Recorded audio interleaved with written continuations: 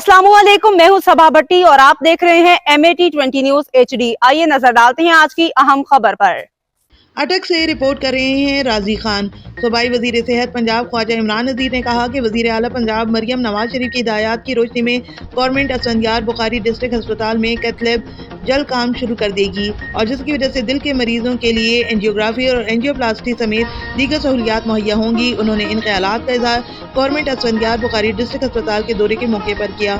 इस मौके पर उनके हमरा डिप्टी कमिश्नर अटक राव आतिफ रजा, पाकिस्तान मुस्लिम लीग नवाज के ticket holder Malik Hameed Akbar Khan, CEO health doctor Asad Ismail, MS doctor Jawad Elahi, DHO doctor Kashif Hussain और दीगर मुतल्लिका अफसरान भी मौजूद थे।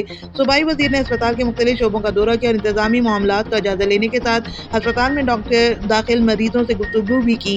मुतल्लिका अफसरान ने उन्हें तफसीली ब्रीफिंग दी। इस मौके पर मीडिया से बात करते हुए उन्होंने कहा कि गवर्नमेंट असफंदियार बुखारी डिस्ट्रिक्ट अस्पताल जिला का सबसे बड़ा अस्पताल है और इस पर मरीजों का बोझ ज्यादा है। मौजूदा हालात में इस अस्पताल की इंतजामिया बतरीके एहसन काम कर रही है।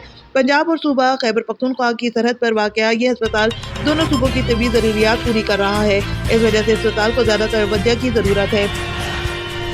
सूबाई वज़ीर सेहत ने कहा कि मुस्तक़बिल करीब में गवर्नमेंट असफंदियार बुखारी अस्पताल में डॉक्टर्स और पैरा मेडिकल स्टाफ की कमी और दीगर ज़रूरियात को जल्द पूरा किया जाएगा। CCU को भरपूर तरीके से फ़ाल बनाया जाएगा।